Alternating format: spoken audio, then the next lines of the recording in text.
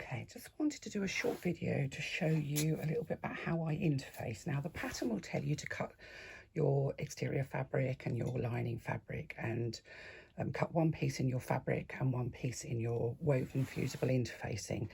Now, I don't cut two pieces out.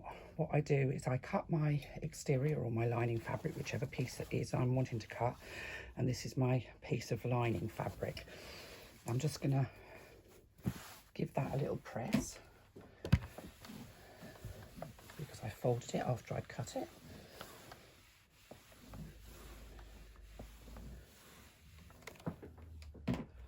To make sure that it's nice and pressed. And then I'm going to take my fusible woven interfacing. Now, fusible woven interfacing, oh, my phone's gone doolally, is like a cotton fabric.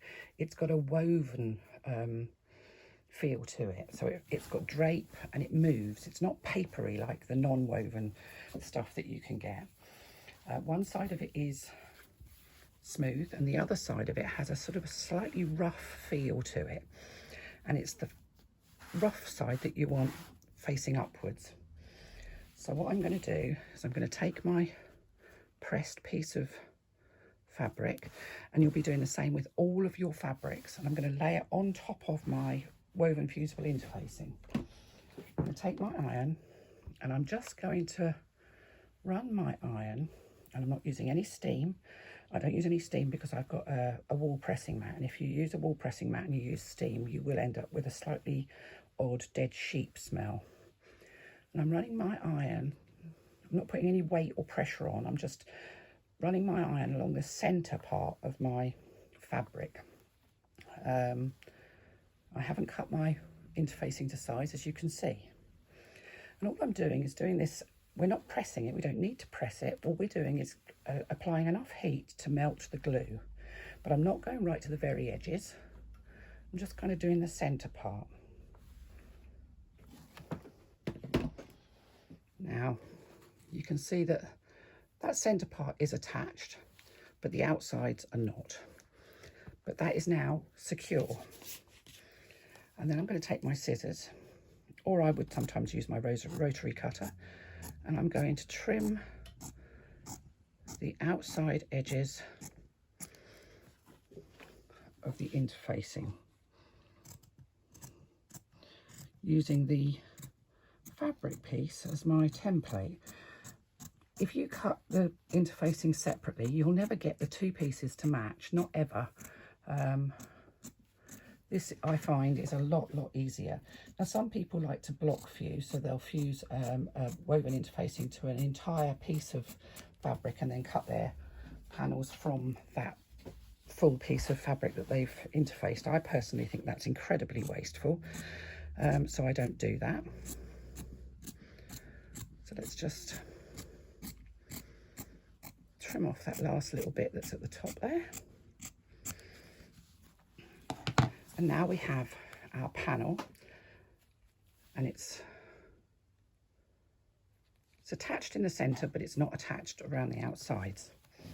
Now I can take my iron, and again from the centre, working out towards the sides of each panel,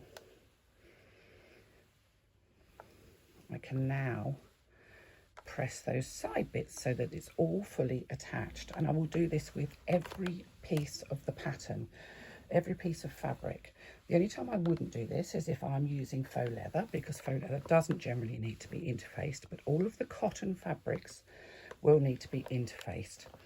Now, when you're making your fabric choices, you need to think about A, what your capability of your machine is, and B, the fray ability of your fabrics.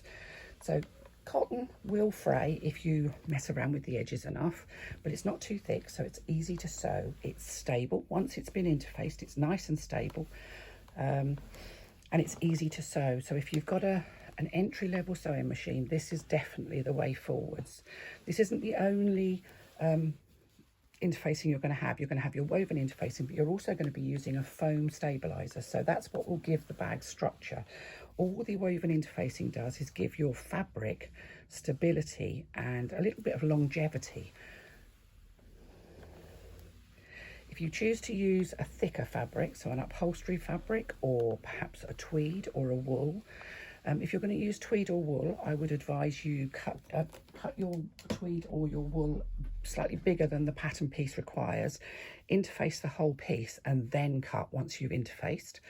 If you're going to use a decor weight or an upholstery weight fabric, then you can do exactly the same as this. You just need to apply your woven fusible interfacing in exactly the same way.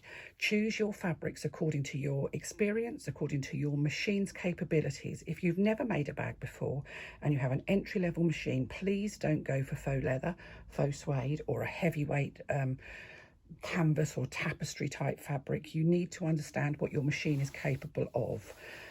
I have made this bag in all cotton and it looks fabulous. I've made it in faux leather and it looks fabulous, but my machine, I know, can cope with it. So you need to know what your machine can manage. And that's how I interface, and I will interface all of my pieces like that. So, you know, I find that's easier than faffing around cutting two pieces.